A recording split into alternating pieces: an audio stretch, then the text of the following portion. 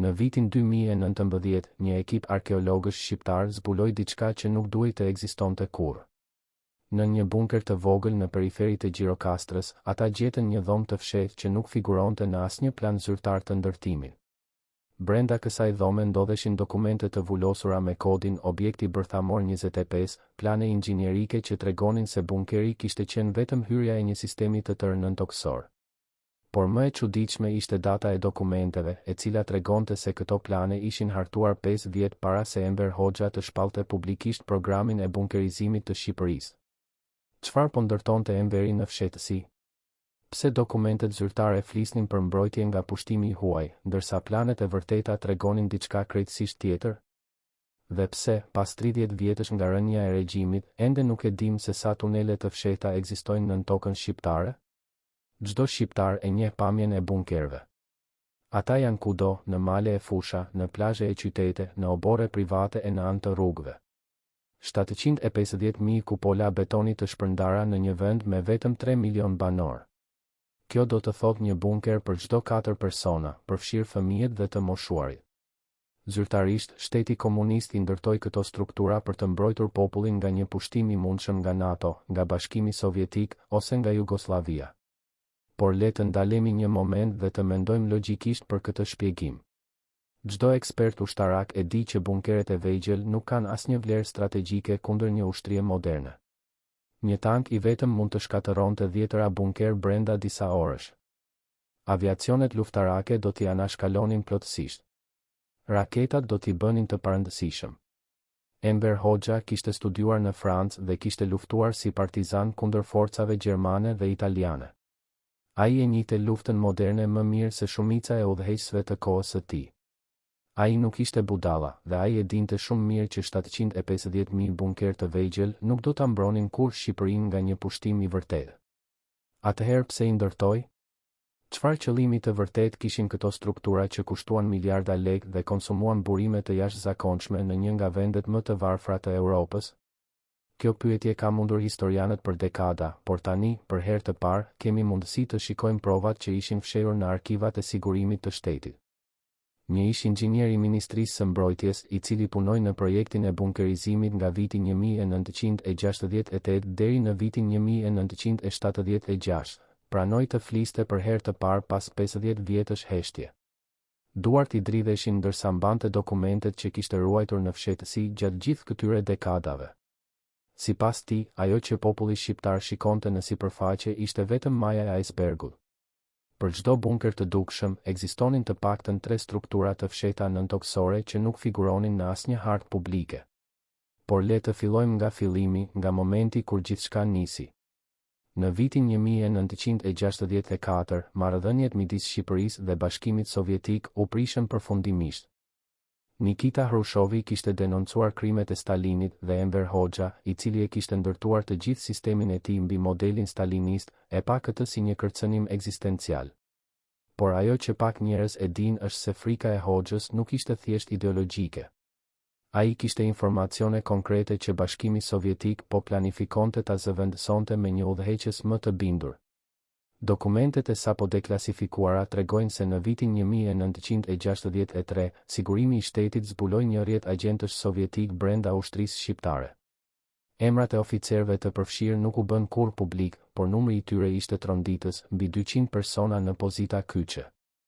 Hoxha e kuptoi që nuk mund t'u besonte as generalëve të vet. Ai kishte nevojë për një sistem mbrojtjeje që nuk varej nga besnikëria e ushtrisë, një sistem që do ta mbante atë të sigurt edhe nëse gjithë aparati shtetëror e tradhtonte. Ish inxhinieri tregon se urdhrat e para për ndërtimin e bunkerëve nuk erdhën nga Ministria e Mbrojtjes, por direkt nga zyra personale e Enver Hoxhës. Planet fillestare nuk përmendnin fare mbrojtjen e popullit nga pushtimi i huaj.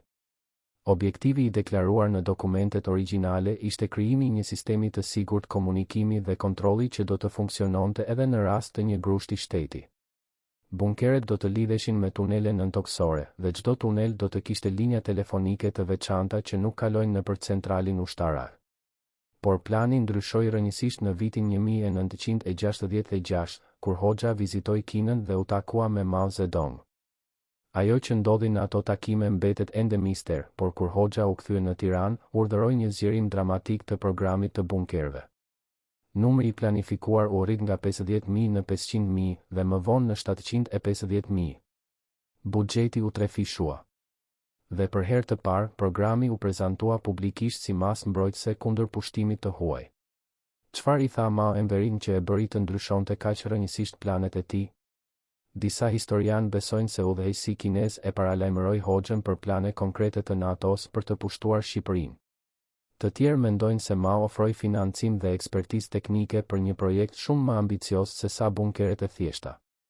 Por versioni më intrigues vjen nga ish-inxhinieri ynë, i cili pretendon se Hoxha u kthye nga Kina me plane për diçka që nuk ishte parë kurrë më parë në Europë. Sipas tij, projekti i vërtet quhej Programi Bërthamor Shqiptar dhe bunkeret ishin vetëm mbulesa e jashtme për një sistem të tërë strehimesh nëntoksore të dizajnuara për të mbijetuar një luftë bërthamore. Kjo shpjegon pse Shqipëria shpenzoi burime të jashtëzakonshme për beton të cilësisë së lartë, ndërsa popullsia vuante nga mungesa e ushqimeve bazë. Kjo shpjegon pse disa bunker kishin mure me trashësi deri në 2 metra, shumë më tepër se sa nevojitej për mbrojtje nga armët konvencionale. Dhe kjo shpjegon pse tunel të tëra nuk figuronin në asnjë dokument zyrtar. Por nëse kjo është e vërtetë, ku janë këto strehime? Pse nuk i kemi gjetur pas 30 vjetësh nga rënia e regjimit? Ish-inxhinieri thotë se përgjigjja qëndron në mënyrën se si u organizua projekti. Çdo ekip ndërtimi dinte vetëm për pjesën e vet të punës.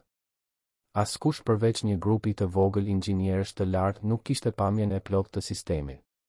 Dhe shumica e atyre inxhinierëve u zhdukën në mënyrë misterioze në vitet 1970, pikërisht kur projekti po përfundonte. Le të shikojmë provat konkrete që mbështesin këtë teori. Në vitin 2005, gjatë ndërtimit të një rruge të re në periferitë e Elbasanit, punëtorët zbuluan rastësisht një tunel të gjatë që lidhte 3 bunker të ndryshëm. Tuneli ishte pajisur me sisteme ventilimi dhe me kablo elektrike, gjë që tregonte se ishte projektuar për qëndrim të gjatë. Por më e çuditshmja ishte se tuneli vazhdonte përtej zonës së ndërtimit në drejtim të panjohur. Autoritetet e mbyllën zonën dhe ndaluan çdo raportim të mëtejshëm. Çfarë gjetën në fund të atij tuneli? Në vitin 2013, një grup eksploruesish amator hyri në një bunker të braktisur pranë Shkodrës dhe zbuloi një derë metalike që çonte në një nivel tjetër nëntoksor. Ata raportuan se kishin parë shkallë që zbrisnin në thellësi të paktën 15 metra, por u larguan kur ndjen mungesë ajri. Kur u kthyen të nesërmen me pajisje të përshtatshme, dera ishte mbyllur me beton të freskët. Kush e mbanti atë derë brenda natës? Këto incidente nuk janë të izoluara. Në arkivat e gazetave lokale gjenden 10 raportime të ngjashme nga vise të ndryshme të vendit. Njerëz që zbulojnë tunele të fshehta, dyrë që çojnë në asgjëkund dhe struktura nëntoksore që nuk figurojnë në asnjë hartë. Dhe pothuajse gjithmonë, pak ditë pas zbulimit, dikush vjen dhe i mbyll këto hyrje. Kush e ka ende interesin të mbajë të fshehta këto struktura, 30 vjet pas rënies së komunizmit? Ish-inxhinieri ka një teori. Sipas tij, jo të gjitha sekretet e regjimit Hoxha u zbuluan pas vitit 1991. Disa struktura u trashëguan nga shërbime të reja inteligjente, si shqiptare ashtu edhe të huaja, të cilat i përdorin ende për qëllime që ne nuk i dim. Ai pretendon se të paktën 3 baza të mëdha nëntoksore janë ende aktive, me hyrje të kamufluara si bunker të zakonshëm të braktisur. Por ai refuzon të thotë ku ndodhen këto baza, duke thënë se jeta e tij është ende në rrezik. A është kjo e vërtet apo fantazi e një të moshuari që kërkon vëmendje? Le të shikojmë provat e tjera që mbështetin teorinë e strukturave të fshehta. Në vitin 1987, 2 vjet para rënies së regjimit, një inxhinier zviceran me emrin Hans Müller vizitoi Shqipërinë si pjesë e një delegacioni teknik. Ai ishte ekspert i strukturave nëntoksore dhe kishte punuar në bunkeret e qeverisë zvicerane. Në raportin e tij konfidencial, të deklasifikuar vetëm në vitin 2016, Müller shkruante se kishte parë diçka që nuk mund ta shpjegonte. Sipas tij, disa bunker shqiptar kishin specifikime teknike që të i kalonin çdo standard të kohës, me sisteme filtrimi ajri të ngjashme me ato të bazave bërthamore amerikane. Müller vinte në dukje se këto sisteme nuk mund të ishin prodhuar në Shqipëri dhe as në Kinë. Teknologjia ishte perëndimore, ndoshta gjermane ose amerikane. Si ishte e mundur që regjimi më i izoluar i Europës të kishte aksese në teknologji të tillë të avancuar? Muller nuk gjeti kur përgjigje, por raporti i tij sugjeronte se dikush në Perëndim kishte furnizuar fshehurazi regjimin Hoxha me pajisje të sofistikuara. Pse do ta bënte këtë ndonjë vend perëndimor, duke pasur parasysh se Shqipëria ishte armiku ideologjik i NATO-s? Një teori e mundshme lidhet me luftën e ftohtë dhe me strategjinë e NATO-s në rajon. Disa historian besojnë se Perëndimi preferonte një Shqipëri të izoluar dhe paranojake sesa një Shqipëri të lidhur me Bashkimin Sovjetik ose me Kinën. Duke ndihmuar fshehurazi Hoxhën të ndërtonte sistemin e tij të strehimeve, fuqitë perëndimore siguronin që ai të mos kërkonte aleancë me asnjë fuqi të madhe. Shqipëria do të mbetej një vrim e zezë në hartën gjeopolitike, e papërfshirë në asnjë blok ushtarak. Kjo teori mbështetet nga disa dokumente të deklasifikuara amerikane që tregojnë se SAE kishte kontakte të fshehta me regjimin Hoxha gjatë viteve 60 dhe 70. Natyra e këtyre kontakteve mbetet e paqartë, por fakti që ekzistonin tregon se izolimi i Shqipërisë nuk ishte aq i plotë sa pretendonte propaganda zyrtare. Çfarë shkëmbenin amerikanët me Hoxhën? Çfarë merrte secila palë nga ky bashkëpunim i fshehtë? Por le të kthehemi te bunkeret dhe te qëllimi i tyre i vërtetë. Nëse mbrojtja nga pushtimi ishte vetëm pretekst, çfarë funksionesh të tjera kryenin këto struktura? Një funksion i dokumentuar ishte mbikëqyrja e popullsisë. Çdo bunker kishte një përgjegjës të caktuar, zakonisht një antar besnik i partisë që jetonte në afërsi. Ky person dinte se kush kishte të drejtë të strehojë në bunker në rast lufte dhe kush jo. Lista e personave të lejuar përditësohej çdo muaj nga sigurimi i shtetit dhe përfshinte vetëm ata që konsideroheshin politikisht të besueshëm. Në praktik, kjo do të thoshte se rreth 30% e popullsisë nuk kishte të drejtë strehimi. Bunkeret ishin jo vetëm struktura ushtarake, por edhe instrument i kontrollit social. Një funksion tjetër ishte magazinimi i armëve dhe i materialeve të tjera strategjike. Disa bunker të mëdhenj funksionon si depo të fshehta që nuk figuronin në inventarët zyrtar të ushtrisë. Kjo lejonte regjimin të mbante rezerva që nuk do të binin në duar të armikut në rast të një trazire të brendshme ose të një grushti shteti. Ish oficer të ushtrisë tregojnë se edhe ata nuk dinin saktësisht sa armë kishte vendi, sepse një pjesë e konsiderueshme ishte e fshehur në bunker sekret. Por funksioni më i errët i bunkerëve ishte ai i burgjeve të fshehta. Në vitet 70 e 80, kur burgjet zyrtare ishin plot me të burgosur politik, regjimi nisi të përdorte bunker të veçuar si vende mbajtjeje për persona që nuk duhej të ekzistonin zyrtarisht. Këta ishin njerëz që kishin tentuar të arratjeseshin nga vendi, që kishin kritikuar regjimin, ose që thjesht ishin familjar të ndonjë armiku të shtetit. Ata zhdukeshin pa gjurmë dhe familjet e tyre nuk mësonin kurrë se çfarë u kishte ndodhur. Dëshmit e të mbjetuarve tregojnë se kushtet në këto bunker burgje ishin të tmerrshme. Dhomat ishin të vogla dhe pa dritare, me ventilim minimal dhe me lagështi të vazhdueshme. Të burgosurit qëndronin për muaj të tërë pa parë dritën e diellit, duke humbur çdo ndjenjë kohe. Disa prej tyre nuk dilnin kurrë nga këto vende. Trupat e tyre ndoshta ende ndodhen nën tokën shqiptare, në dhoma që askush nuk i ka zbuluar. Në vitin 2008, një kërkim arkeologjik në afërsi të Beratit nxori në dritë mbetje njerëzore në një bunker të braktisur. Autoritetet deklaruan se bëhej fjalë për viktime të luftës së dytë botërore, por analiza forenzike tregoi se eshtrat daton nga vitet 70 ose 80. Identiteti i këtyre personave nuk u përcaktua kurrë dhe çështja u mbyll pa shpjegim. Sa të tjerë jetojnë ende nën beton, duke pritur të gjendet? Ish inxhinieri thotë se numri i personave të zhdukur në bunker mund të jetë shumë më i madh se sa mendojmë. Sipas tij, disa struktura nëntoksore u projektuan posaçërisht si vende izolimi afatgjat, me kapacitet për qindra persona. Këto nuk ishin bunker të zakonshëm, por komplekse të tëra me dhoma të shumta, me sisteme ujësjellësi dhe kanalizimi, dhe me hyrje të fshehta që mund të mbylleshin nga jashtë. Ai i quan këto vende Vorret e gjalla dhe thotë se di për të paktën 5 të tilla në zona të ndryshme të vendit. Por pse dikush do të ndërtonte struktura të tilla? Çfarë lloj mendësie duhej për të planifikuar zhdukjen sistematike të qindra ose mijëra personave? Përgjigjja qëndron në natyrën e regjimit Hoxha dhe në frikën e tij të vazhdueshme nga armiqt e brendshëm. Për Enverin, çdo njeri ishte potencialisht një tradhtar dhe mënyra e vetme për të garantuar sigurinë ishte eliminimi i të gjithë atyre që mund të përbënin kërcënim. ky mentalitet pasqyrohet qartë në dokumentet e sigurimit të shtetit. Në një raport të vitit 1974, drejtori i sigurimit shkruante se numri i armiqve potencial të regjimit vlerësohej në rreth 300.000 persona, ose rreth 10% e popullsisë. Shumica e këtyre personave nuk kishin bërë asgjë konkrete kundër shtetit, por konsideroheshin të rrezikshëm për shkak të origjinës familjare, të lidhjeve jashtë vendit, ose thjesht të mendimeve që supozohej se kishin. Për të gjithë këta, regjimi kishte një plan. Plani quhej Direktiva 24 dhe parashikonte masat që do të merreshin në rast të një krize të brendshme ose të jashtme. Sipas kësaj direktive, në rast emergjence, të gjithë personat e shënuar si të rrezikshëm do të arrestoheshin brenda 24 orësh dhe do të transferoheshin në vende të caktuara mbajtjeje. Bunkeret ishin pjesë thelbësore e këtij plani, sepse ofronin kapacitet strehimi të shpejtë dhe të fshehtë, larg syve të komunitetit ndërkombëtar. Direktiva 24 nuk u zbatua kurrë plotësisht, por ushtrime të pjesshme u kryen disa herë gjatë viteve 80.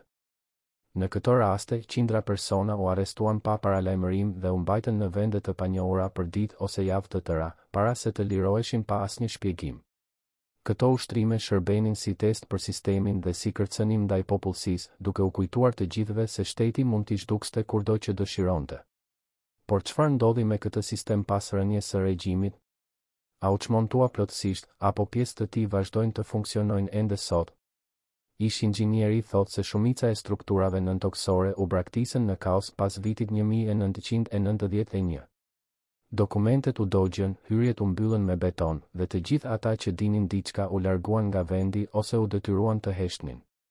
Por ai beson se disa struktura u ruajtën dhe u transferuan nën kontrollin e shërbimeve të reja të inteligjencës, si vendase ashtu edhe të huaja. Prova më e fortë për këtë vjen nga një incident i vitit 2002, kur një gazetar investigativ shqiptar u përpoq të hynte në një bunker të braktisur pranë Tiranës. Ai ishte paralajmëruar se brenda gjendeshin dokumente të pazbuluar nga koha e regjimit.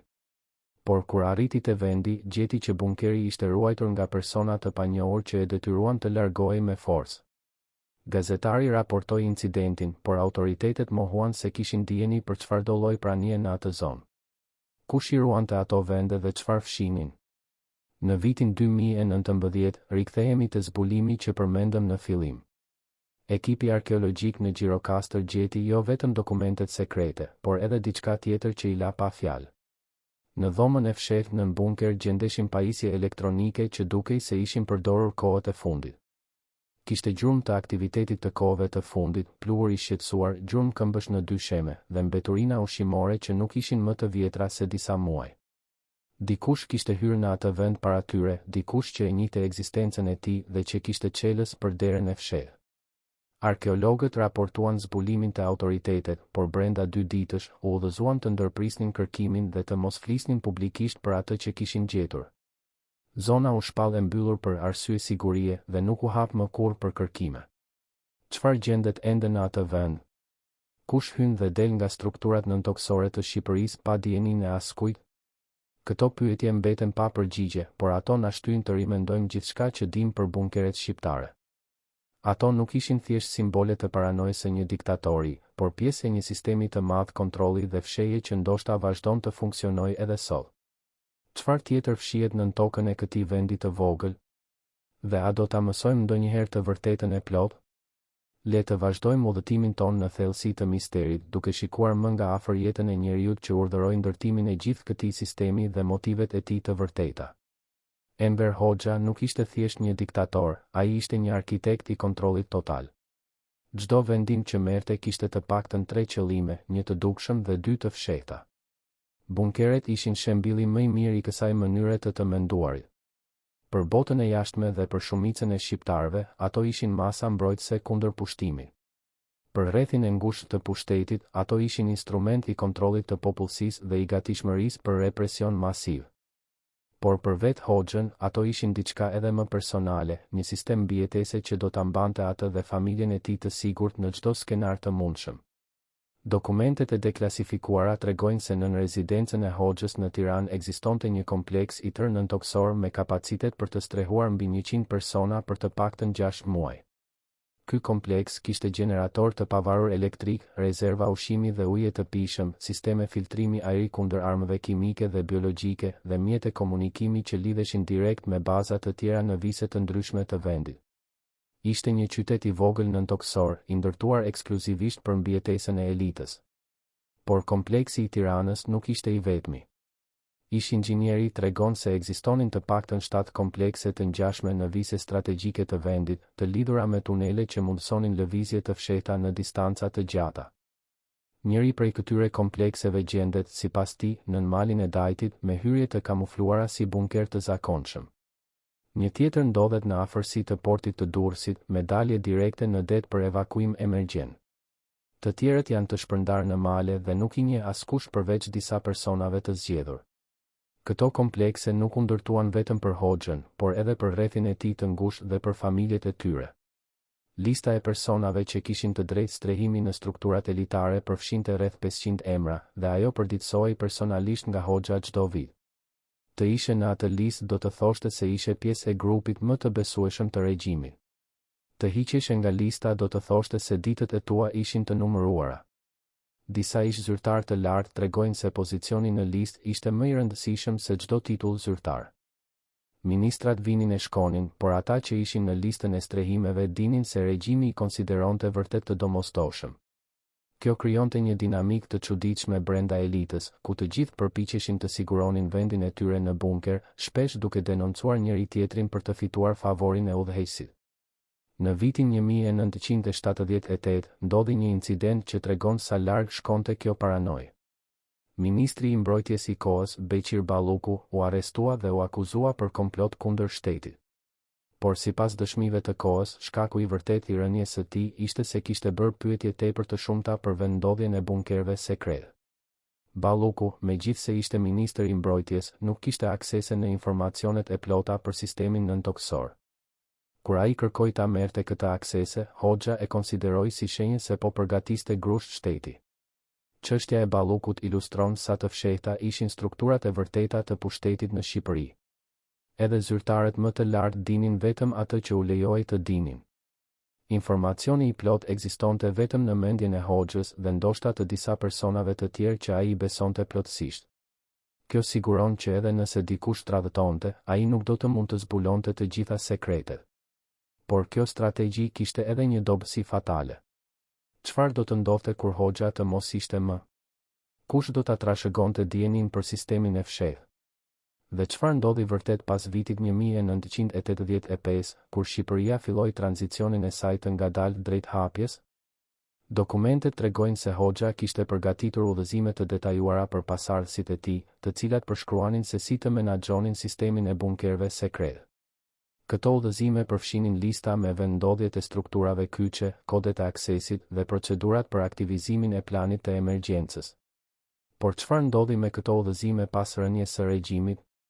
A u dogjën bashkë me shumicën e dokumenteve të tjera sekrete, apo përfunduan në duar të ndonjë fuqie të huaj? Ish inxhinieri beson se të paktën disa kopje të udhëzimeve mbijetuan dhe përfunduan jashtë vendit. Ai pretendon se në vitet e para pas rënies së regjimit, agjentë të shërbimeve të inteligjencës së disa vendeve vizituan Shqipërinë me qëllim specifik gjetjen e informacioneve për sistemin nëntoksor. Disa prej tyre u identifikuan dhe u dëbuan, por të tjerë mundën të mbledhin informacione të vlefshme para se të largoheshin. Kjo shpjegon pse disa vende perëndimore treguan interes të jashtëzakonshëm për Shqipërinë në vitet 90, një interes që shkonte përtej çështjeve ekonomike ose politike. Ata donin të dinin se çfarë kishte ndërtuar Hoxha, sepse teknologjia dhe metodat e tij mund të ishin të dobishme edhe për ta. Por le të kthehemi te pyetja qendrore e dokumentarit ton. Nëse bunkeret nuk ishin për mbrojtje, atëherë çfarë trashëgimi e lan ato për Shqipërinë e sotme? Si e ka ndikuar ky sistem i madh materialitetin dhe mentalitetin e vendit? Në nivelin material, bunkeret përfaqësojnë një nga dështimet më të mëdha ekonomike në historinë e Shqipërisë. Vlerësohet se ndërtimi i tyre konsumoi rreth $200 milion të kohës, një shumë e jashtëzakonshme për një vend aq të varfër. Këto para mund të ishin përdorur për ndërtimin e spitaleve, shkollave dhe infrastrukturës që do t'i kishin shërbyer popullit për dekada. Në vend të kësaj, ato u kthyen në beton të panevojshëm që tani shtrihet i braktisur në çdo cep të vendit. por dëmi ekonomik ishte vetëm pjesë e problemit.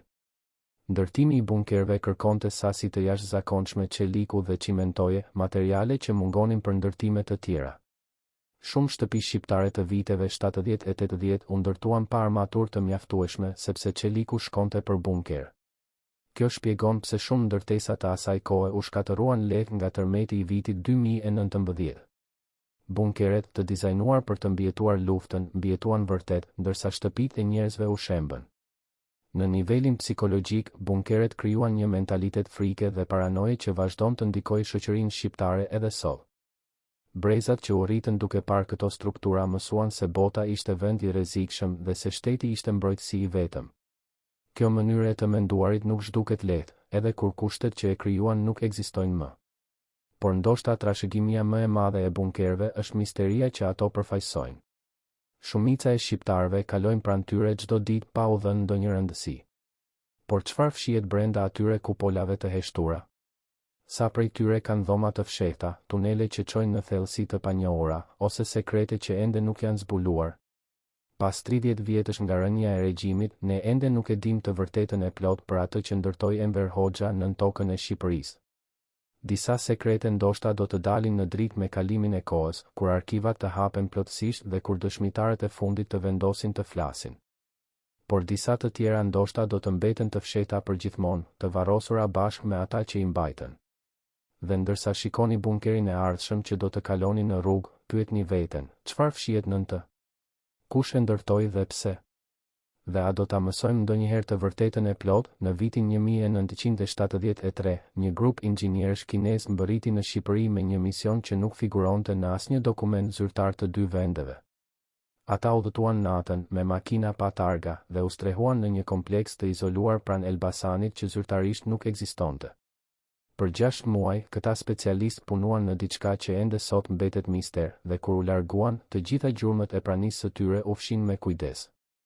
Banorët e zonës u paralajmëruan të mos flisnin për atë që kishin parë, dhe ata që nuk e respektuan këtë urdhër u zhdukën pa gjurmë brenda javësh. Çfarë ndërtonin kinezët në atë kompleks? Pse ishte aq e rëndësishme sa të justifikonte zhdukjen e dëshmitarëve? Dhe pse, 50 vjet më vonë, zona ende mbetet e mbyllur për publikun me pretekstin e ndotjes industriale? Ky incident na çon te një kapitull i panjohur i historisë së bunkerëve shqiptar, ai i bashkëpunimit sekret me Kinën që shkonte shumë përtej asaj që dy vendet pranonin publikisht. Zyrtarisht, Kina ndihmoi Shqipërinë me ekspertizë teknike për ndërtimin e bunkerëve të zakonshëm, ato kupolat e betonit që shohim kudo. Por dokumentet e deklasifikuara tregojnë se bashkëpunimi i vërtet ishte shumë më i thellë dhe më i errët. Në arkivat e sigurimit të shtetit gjenden referenca për një projekt me kodin Dragoi i Kuq që filloi në vitin 1969 dhe vazhdoi deri në vitin 1977. Ky projekt përfshinte transferimin e teknologjisë ushtarake nga Kina në Shqipëri, por jo çfarëdo lloj teknologjie. Bëhej fjalë për sisteme të avancuara që Kina vetë sapo kishte zhvilluar, përfshirë teknologji për ndërtimin e strehimeve të thella nëntoksore që mund të mbijetonin sulme bërthamore. Ish inxhinieri që kemi intervistuar thotë se ka parë personalisht disa nga dokumentet e projektit Dragoi i Kuq para se ato të shkatërroheshin në vitin 1991. Sipas tij, projekti parashikonte ndërtimin e një rrjeti strehimesh në thellësi mbi 50 metra nën tokë, të lidhura me tunele që shtrihen në gjatësi totale mbi 300 kilometra. Këto strehime do të ishin të afta të mbanin mijëra persona për muaj të tërë, me sisteme të pavarura për prodhimin e energjisë, pastrimin e ujit dhe kultivimin e ushqimit. A është e mundur që një vend aq i vogël dhe i varfër si Shqipëria të kishte ndërtuar një sistem të tillë? Le të shikojmë provat që mbështesin këtë teori. Së pari, ka çështjen e buxhetit. Dokumentet zyrtare tregojnë se programi i bunkerëve kushtoi rreth $200 milion të kohës.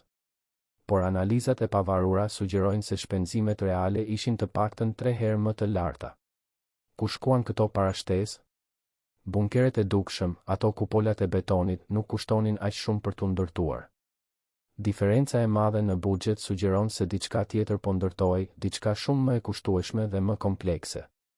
Së dyti, ka çështjen e materialeve. Shqipëria importoi sasi të jashtëzakonshme çeliku dhe cimentoje gjatë viteve 70, shumë më tepër se sa nevojitej për bunkeret e dukshëm. Disa nga këto materiale u transportuan natën në destinacione të panjohura dhe punëtorët që i shoqëronin u zëvendësuan rregullisht për të siguruar që askush të mos e njihte rrugën e plodh. Ku përfundonin këto materiale? Së treti, ka dëshmit e punëtorëve që mbijetuan.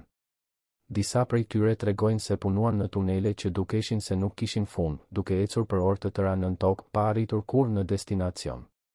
Ata nuk dinin ku gjendeshin dhe nuk u lejohej të shikonin hartat. Kur përfundonin turnin, i transportonin me sy të lidhur në një vend tjetër. Këta punëtor ishin zgjedhur me kujdes, zakonisht jetim ose persona pa familje që nuk do t'u mungonin askujt nëse zhdukeshin. Por nëse këto strehime të thella ekzistojnë vërtet, pse nuk i kemi gjetur ende? Përgjigjia qëndron në mënyrën se si u projektuan. Sipas ish inxhinierit, hyrjet kryesore u mbyllën dhe u kamufluan me kujdes në vitet e fundit të regjimit, kur Hoxha filloi të shqetësohej se informacioni mund të binte në duar të gabuara. Vetëm disa hyrje sekondare u lanë të hapura, dhe ato u ruajtën nga persona të besueshëm që dinin vetëm vendodhjen e hyrjes së tyre, jo të sistemit të plodh. Pas rënies së regjimit, shumica e këtyre personave u larguan nga vendi ose u zhdukën në rrethana misterioze. Ata pak që mbetën refuzojnë të flasin, duke thënë se jeta e tyre ende varet nga heshtja. Njëri prej tyre, një ish oficer i sigurimit që tani jeton jashtë Shqipërisë, pranoi të jepte një intervistë anonime në vitin 2017. Ai tha se di për të paktën 3 hyrje që ende funksionojnë, por se ato kontrollohen nga njerëz që nuk janë shqiptar. Kur u pyet se çfarë donte të thoshte, ai refuzoi të vazhdonte intervistën dhe ndërpreu çdo kontakt. Kush i kontrollon këto hyrje sot? Dhe çfarë interes kanë fuqitë e huaja në strukturat nëntokësore të Shqipërisë? Një teori e mundshme lidhet me pozitën gjeografike të vendit. Shqipëria ndodhet në një pikë strategjike të mesdheut, me aksese si në Adriatik ashtu edhe në Ballkan. Gjatë luftës së ftohtë, të dy bloqet e donin këtë territor dhe pas rënies së komunizmit, interesi nuk u zhduk, vetëm ndryshoi formë. Disa analistë besojnë se strukturat nëntokësore të Shqipërisë mund të përdoren sot për qëllime që nuk kanë të bëjnë fare me mbrojtjen e vendit. Në vitin 2014, një raport i klasifikuar i shërbimeve të inteligjencës së një vendi evropian, i rrjedhur në media, përmend se Shqipëria kishte infrastrukturë nëntokësore të panjohur që mund të përdorej për operacione të veçanta. Raporti nuk specifikonte se çfarë lloj operacionesh, por konteksti sugjeronte se bëhej fjalë për aktivitete që nuk mund të kryeshin në sipërfaqe pa tërhequr vëmendje. Qeveria shqiptare nuk komentoi kurrë këtë raport dhe media vendase e injoroi pothuajse plotësisht. Por le të kthehemi te historia dhe te mënyra se si u ndërtua sistemi origjinal. Një nga aspektet më të çuditshme të programit të bunkerëve ishte shkalla e fshehtësisë që e rrethonte. Edhe në një regjim totalitar si ai i Hoxhës, ku fshehtësia ishte normë, programi i bunkerëve dallohej për nivelin ekstrem të sekretit. Çdo aspekt i projektit ishte i ndarë në kompartimente të veçanta. Inxhinierët që projektonin strukturat nuk dinin ku do të ndërtoheshin. Punëtorët që i ndërtonin nuk dinin çfarë po ndërtonin. Oficerët që i mbikëqyrnin nuk dinin qëllimin final. Vetëm një grup i vogël personash, ndoshta jo më shumë se 10 ose 15, kishte pamjen e plotë të sistemit. Dhe këta persona ishin të lidhur me Hoxhën me lidhje që shkonin përtej besnikërisë politike. Disa prej tyre ishin antar të familjes së zgjeruar të diktatorit. Të tjerë ishin shok të rinisë së tij nga Gjirokastra që e kishin shoqëruar gjatë gjithë karrierës. Të tjerë ende ishin persona që Hoxha i kishte shpëtuar nga situata të vështira dhe që i detyronin besnikëri absolute. Ky grup i ngushtë funksiononte si një qeveri paralele, duke marrë vendime që as byroja politike nuk i dinte.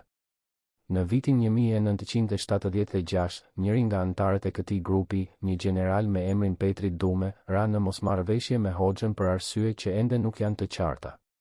Brenda javësh, Dume u arrestua dhe u akuzua për tradhti.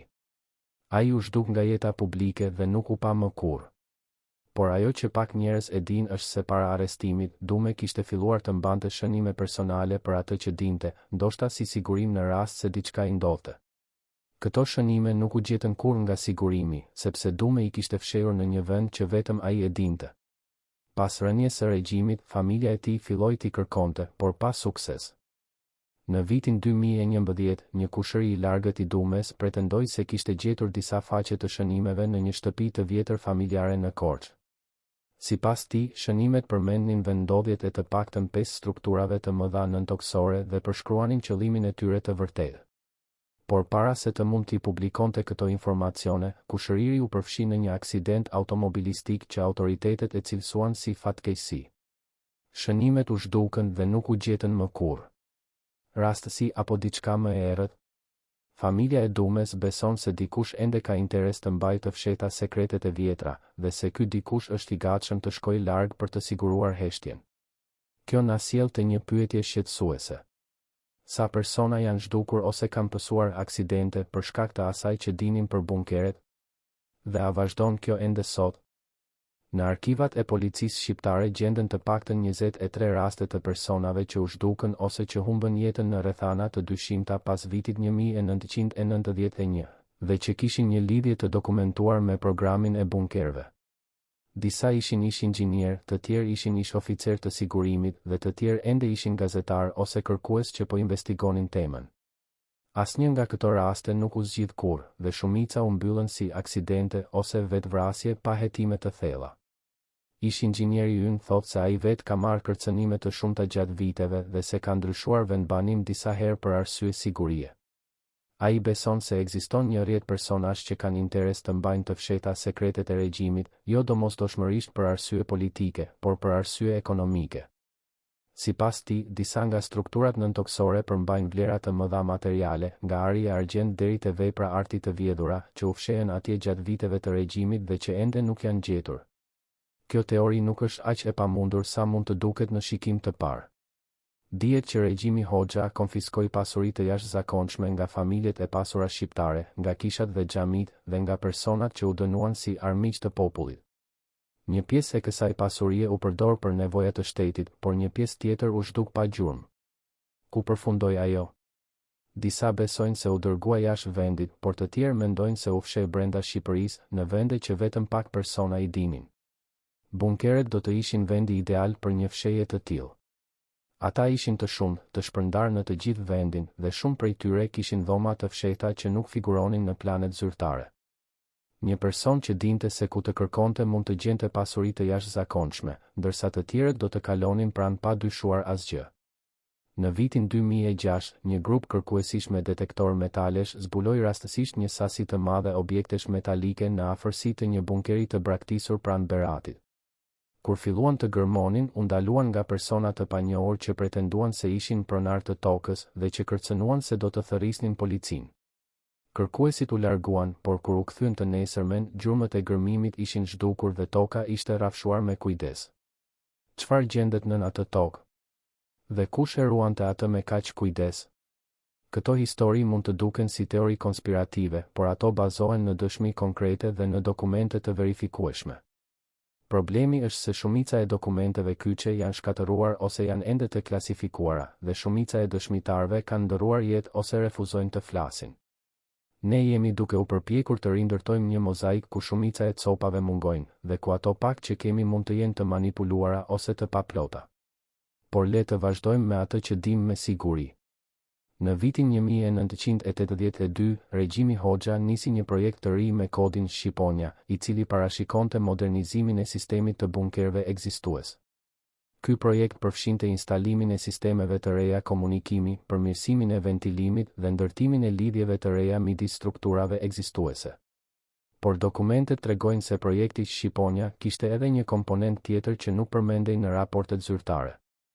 Inxhinieri thotë se komponenti i fshehtë i projektit kishte të bënte me përgatitjen e bunkerëve për një funksion të ri, atë të qendrave të komandës për një rrjet komunikimi që do të funksiononte edhe pas një sulmi bërthamor. Kjo ishte koha kur tensionet e luftës së ftohtë ishin në kulm dhe Hoxha besonte se një konflikt bërthamor ishte i pashmangshëm. Ai donte të siguronte që Shqipëria, ose të paktën elita e saj, do të mbjetonte dhe do të mund të komunikonte edhe në skenarin më të keq të mundshëm.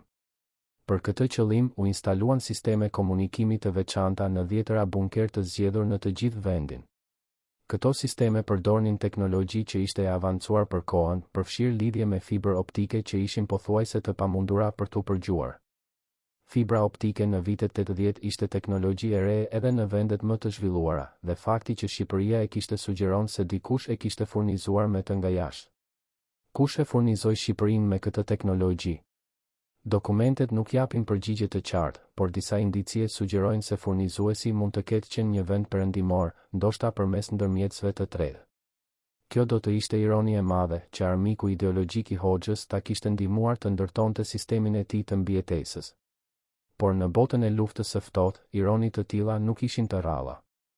Një teori alternative sugjeron se teknologjia erdhi nga Izraeli, i cili kishte marrëdhënie të fshehta me disa vende komuniste pavarësisht armiqësisë zyrtare.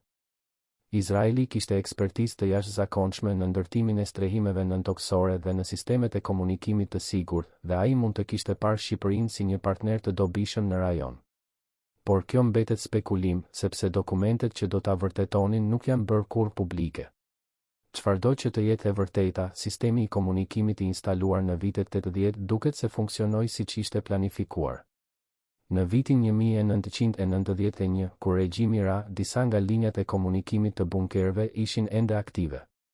Ish oficer të ushtrisë tregojnë se në ditët e para të kaosit, ata morën urdhra përmes këtyre linjave nga persona që nuk i identifikuan kurrë.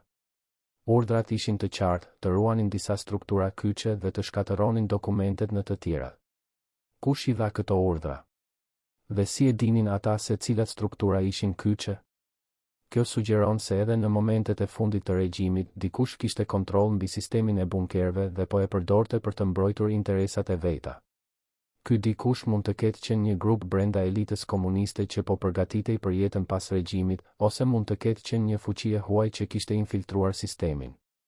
Sido që të jetë, fakti që urdhra të tillë u dhanë dhe u zbatuan tregon se bunkeret ishin shumë më tepër se sa struktura të thjeshta mbrojtëse. Pas rënies së regjimit, shumica e bunkerëve u braktisën dhe u lanë në mëshirën e kohës dhe të njerëzve. Disa u shkatëruan për të nxjerrë çelikun e armaturës, të tjerë u kthyen në depo ose stalla, dhe të tjerë ende thjesht u harruan. Por disa bunker nuk u braktisën kurrë. Ata vazhduan të ruhen dhe të mirëmbahen, edhe pse zyrtarisht nuk kishin më asnjë funksion. Në vitin 2003, një gazetar investigativ vizitoi disa bunker në zonën e Tropojës dhe vuri re diçka të çuditshme. Disa prej tyre kishin dyrë të reja metalike që zëvendësonin dyert origjinale të vjetra.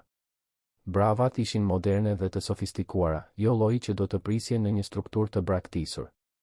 Kur pyeti banorët e zonës, ata i thanë se njerëz nga Tirana vinin her pas here dhe qëndronin brenda për ditë të tëra. Askush nuk dinte se kush ishin këta njerëz ose çfarë bënin brenda. Gazetari u përpoq të merrte informacione shtesë nga autoritetet lokale, por u përball me murheshtjeje. Askush nuk donte të fliste dhe disa e këshilluan hapur të mos vazhdonte me kërkimin. Ai publikoi një artikull të shkurtër për atë që kishte parë, por artikulli nuk tërhoqi vëmendje të madhe dhe çështja u harrua shpejt. Por pyetja mbetet, kush i përdor ende bunkeret e Tropojës dhe për çfarë qëllimi? Tropoja nuk është zona e vetme ku janë vërejtur aktivitete të dyshimta në bunker të supozuar të braktisur. Në vitin 2008, banorë të një fshati pranë Kukësit raportuan se dëgjonin zhurma të çuditshme që vinin nga një bunker i afërt gjatë orëve të natës. Zhurmat përshkruheshin si zhurmë makinerie dhe zëra njerëzish, por kur dikush shkonte të kontrollonte, bunkeri dukej i zbrazët dhe i braktisur. Këto raporte vazhduan për disa muaj dhe pastaj pushuan pa pritmas, sikur dikush të kishte vendosur të lëvizte operacionet diku tjetër. Çfarë po ndodhte në atë bunker? Disa besojnë se bëhej fjalë për aktivitete të palishme, ndoshta kontraband ose prodhim të substancave të ndaluara. Të tjerë mendojnë se bunkeri përdorej si pikë kalimi për persona që kalonin kufirin ilegalisht. Por ka edhe ata që besojnë se aktivitetet ishin të lidhura me diçka shumë më të madhe, me një rrjet strukturash nëntoksore që ende funksionon në fshehtësi. Ish inxhinieri ynë anon nga teoria e fundit. Sipas tij, sistemi i bunkerëve nuk u çmontua kurrë plotësisht, por u transformua dhe u adaptua për nevoja të reja. Ai beson se disa nga strukturat më të mëdha nëntoksore përdoren sot për qëllime që nuk kanë të bëjnë fare me mbrojtjen e Shqipërisë, por me interesat e fuqive të huaja që kanë marrë kontrollin mbi to. Kjo është një akuzë e rëndë që kërkon prova të forta. Por le të shikojmë disa fakte që mund ta mbështesin. Së pari, Shqipëria u bë anëtare e NATO-s në vitin 2009. Si pjesë e procesit të anëtarësimit, vendi duhej të hapte arkivat e veta ushtarake dhe të ndante informacione për infrastrukturën e mbrojtjes me aleatët. por disa dokumente që lidhen me sistemin e bunkerëve nuk u ndan kurrë, me pretekstin se ishin të humbura ose të shkatëruara. A ishin vërtet të humbura, apo dikush vendosi t'i mbante sekret edhe nga aleatët? Së dyti, në vitet pas antarësimit në NATO, disa zona të Shqipërisë u shpallën zona të kufizuara, për arsye që nuk u shpjeguan kurrë publikisht. Disa nga këto zona përkonin me vendodhjet e bunkerëve të mëdhenj që dijej se ekzistonin gjatë regjimit. Pse do të kufizojë aksesi në struktura të supozuara të braktisura? Së treti, ka raportime të shumta për prezencë të personelit të huaj ushtarak në zona të largëta të Shqipërisë, larg bazave zyrtare të NATO-s. Këta persona janë parë duke hyrë dhe dalë nga struktura që dukeshin si bunker të zakonshëm, por që kishin siguri të jashtëzakonshme. Kush janë këta persona dhe çfarë bëjnë në ato vende? Këto pyetje nuk kanë përgjigje të qarta, por ato sugjerojnë se historia e bunkerëve shqiptar nuk ka përfunduar me rënien e regjimit Hoxha. Diçka vazhdon të ndodhë nën tokën e këtij vendi, diçka që ne nuk e dim dhe që ndoshta nuk do ta mësojmë kurrë plotësisht. Por le të kthehemi te e kaluara dhe të shikojmë një aspekt tjetër të programit të bunkerëve që rrallë diskutohet, atë të kostove njerëzore. Sa njerëz humbën jetën ose shëndetin duke ndërtuar këto struktura? Dhe sa të tjerë vuajtën pasojat e një ekonomie që sakrifikoi gjithçka për beton dhe çelik? Dokumentet zyrtare të regjimit nuk regjistronin aksidentet në punë ose sëmundjet profesionale, sepse kjo do të kishte qenë pranim i dështimit. Por dëshmitë e punëtorëve që mbijetuan tregojnë një realitet të tmerrshëm. Puna në tunelet nëntoksore ishte jashtëzakonisht e rrezikshme, me ventilim të pamjaftueshëm, me rrezik të vazhdueshëm shembje dhe me ekspozim ndaj pluhurit të çimentos që shkaktonte sëmundje të rënda të mushkërive. Një ish punëtor nga Elbasani tregon se në ekipin e tij të 20 personave, vetëm 7 ishin ende gjallë në vitin 2010. Të tjerët kishin ndëruar jetë nga sëmundje të mushkërive, nga aksidente ose nga shkaqe të pashpjeguara. Ai vetë vuante nga probleme të rënda të frymëmarrjes që ja bënin të pamundur çdo punë fizike. Shteti nuk I kishte dhënë kurrë asnjë kompensim ose ndihmë mjekësore, sepse zyrtarisht ai nuk kishte punuar kurrë në asnjë projekt sekret. Kjo ishte një nga ironitë e hidhura të sistemit. Punëtorët që ndërtonin bunkeret sekrete nuk ekzistonin zyrtarisht dhe për rrjedhoj as problemet e tyre nuk ekzistonin. Ata nuk mund të kërkonin ndihmë sepse do të duhej të shpjegonin se ku e kishin pësuar dëmin dhe kjo do të kishte qenë tradhti ndaj sekretit shtetëror. Shumë prej tyre vuajtën në heshtje deri në fund, duke mbajtur sekretet edhe kur ato po I kushtonin jetën. Por kostoja njerëzore nuk kufizohej vetëm te punëtorët. E gjithë shoqëria shqiptare paguante çmimin e programit të bunkerëve. Burimet që shkonin për beton dhe çelik nuk shkonin për ushqim, veshje ose strehim. Fëmijët shqiptar rriteshin të kequshqyrë ndërsa shteti ndërtonte struktura që nuk do të përdoreshin kurrë për qëllimin e tyre të deklaruar. Spitalet mungonin pajisje bazë ndërsa bunkerët pajiseshin me sisteme të sofistikuara filtrimi. Shkollat binin copë ndërsa bunkeret ndërtoheshin për të mbijetuar shekuj. Kjo ishte çmenduria e sistemit Hoxha, një çmenduri që bazohej në frikë dhe paranoj por që maskohej si patriotizëm dhe gatishmëri. Populli shqiptar u tha se po sakrifikonte për të mbrojtur vendin, por në të vërtetë po sakrifikonte për të mbrojtur regjimin dhe elitën e tij. Bunkeret nuk ishin për ta, ishin kundër tyre. Dhe kjo na sjell te pyetja përfundimtare. Çfarë duhet të bëjmë me këtë trashëgimi? Si duhet ta trajtojmë një sistem që përfaqëson njëkohësisht krimin dhe inxhinierin, shtypjen dhe mbijetesën, gënjeshtrën dhe të vërtetën e fshehur? Disa besojnë se bunkeret duhet të shkatërohen plotësisht si simbol I një të kaluare që duhet harruar. Të tjerë mendojnë se ata duhet të ruhen si monument I asaj që nuk duhet të përsëritet kurrë. Dhe të tjerë ende besojnë se para se të vendosim çfarë të bëjmë me ta, duhet të zbulojmë së pari të vërtetën e plot për atë që përfaqësojnë. Kjo e fundit është ndoshta më e vështira, sepse të vërtetën e plot ndoshta nuk do ta mësojmë kurrë. Shumë dokumente janë shkatëruar, shumë dëshmitar kanë ndëruar jetë dhe shumë sekrete janë varrosur aq thellë sa nuk do të dalin kurrë në dritë. Por kjo nuk do të thotë se duhet të heqim dorë nga kërkimi. Çdo copë e mozaikut që gjejmë na afron pak më shumë te e vërteta, edhe nëse ajo e vërtetë mbetet gjithmonë e paplota. Në vitin 2019, kur arkeologët zbuluan dhomën e fshehtë në Gjirokastër, ata hapën një derë që kishte qenë e mbyllur për dekada. Ajo që gjetën brenda ishte vetëm fillimi I një historie që ende nuk ka përfunduar. Çfarë tjetër fshihet nën tokën e Shqipërisë? Sa dhoma të tjera presin të zbulohen? Dhe kur do të vi dita që të gjitha sekretet të dalin në dritë? Këto pyetje mbeten të hapura, si hyrjet e bunkerëve që ende nuk i kemi gjetur. Por ndoshta kjo është mësimi më i rëndësishëm që mund të nxjerrim nga kjo histori. Të vërtetën nuk e gjejmë duke pritur që ajo të vijë te ne, por duke e kërkuar aktivisht, duke pyetur, duke hetuar dhe duke refuzuar të pranojmë përgjigjet e lehta. Bunkeret e Enver Hoxhës nuk ishin për mbrojtje. Ata ishin për kontroll, për frikë dhe për mbijetesën e një regjimi që e dinte se ishte i urryer nga populli i vet, por ata janë edhe dëshmi e asaj që ndodh kur një shoqëri heq dorë nga e vërteta dhe pranon të jetojë në gënjeshtër. Le të mos e bëjmë të njëjtën gabim përsëri. Dhe herën tjetër që të kaloni pranë një bunkeri, ndaluni për një moment dhe mendoni. Çfarë fshihet brenda? Çfarë historie tregon ai muri i heshtur betoni? Dhe çfarë do të zbulonin nëse do të kishit guximin të hyni brenda? Ndoshta përgjigjja është thjesht një dhomë e zbrazët dhe e lagësht. Por ndoshta, vetëm ndoshta, përgjigjja është diçka që do të ndryshonte gjithçka që mendoni se dini për këtë vend dhe për historinë e tij.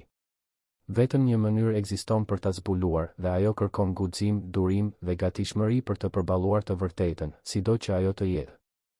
Në kapitullin e ardhshëm të këtij dokumentari, do të shikojmë më nga afër disa nga strukturat specifike që janë zbuluar në vitet e fundit dhe do të dëgjojmë dëshmitë e personave që kanë hyrë në to, ata që kanë parë me sytë e tyre çfarë fshihet nën tokën e Shqipërisë, kanë histori për të treguar që do t'ju lënë pa fjalë. Por kjo është për herën tjetër. Tani për tani, mbetemi me pyetjet dhe me misterin që ato përfaqësojnë. Sepse në fund të fundit, bunkeret e Shqipërisë nuk janë thjesht struktura betoni. Ata janë pyetje të ngurtësuara në formë fizike, pyetje që presin përgjigje që ndoshta nuk do të vinë kurrë. Por vetë fakti që ato pyetje ekzistojnë na kujton se historia nuk është kurrë aq e thjeshtë sa duket, dhe se e vërteta shpesh fshihet pikërisht atje ku askush nuk mendon ta kërkojë. Nën këmbët tona, nën shtëpitë tona, nën qytetet dhe fshatrat tona, shtrihet një botë tjetër që ne sapo kemi filluar ta zbulojmë. Çfarë do të gjejmë kur të gërmojmë më thellë? Vetëm koha do ta tregojë. Por një gjë është e sigurt, historia e bunkerëve të Shqipërisë është larg nga e përfunduar dhe kapitulli më interesant ndoshta ende nuk është shkruar. A jeni gati ta zbuloni? Në vitin 1984, një ngjarje e çuditshme ndodhi në një fshat të vogël pranë Pogradecit që ende sot mbetet e pashpjeguar.